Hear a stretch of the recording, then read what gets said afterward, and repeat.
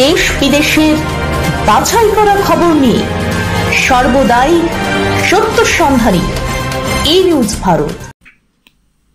নমস্কার, এই নিউজ ভারতে আপনাদের সকলকে স্বাগত। শুরু করছি ওয়েদার আপডেট। পশ্চিমী ঝঞ্ঝা এবং বঙ্গোপসাগরের বিপরীত ঘূর্ণাবর্তের জোড়া সিস্টেমের জেরে বৃষ্টি দিয়েই শীত বিদায় বঙ্গে। সোমবার রাত থেকে তাপমাত্রা বৃদ্ধি পাবে রাজ্যে। উত্তর এবং দক্ষিণে ধাপে ধাপে তাপমাত্রা বৃদ্ধি হবে। 19 ফেব্রুয়ারি বুধবার এবং 20 ফেব্রুয়ারি বৃহস্পতিবার বৃষ্টির পূর্বাভাস রয়েছে দক্ষিণবঙ্গে। মঙ্গলবার থেকে শীতের অনুভূতি বিলুপ্ত হবে। সেদিন বিকেলের পর থেকেই আংশিক বা সম্পূর্ণ মেঘলা আকাশ থাকার পূর্বাভাস দিচ্ছে আলিপুর আবহাওয়া দপ্তর।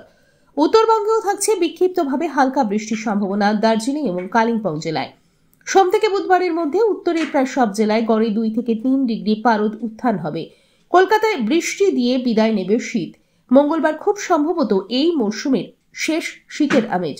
আজ কলকাতায় মূলত পরিষ্কার আকাশ। আজ কলকাতা ও তার পার্শ্ববর্তী অঞ্চলে দিনের সর্বোচ্চ তাপমাত্রা 27 ডিগ্রি সেলসিয়াস, সর্বনিম্ন 17 ডিগ্রি সেলসিয়াস। বাতাসে আপেক্ষিক আর্দ্রতার পরিমাণ 40%। ব্যুরো রিপোর্ট, ই নিউজ ভারত।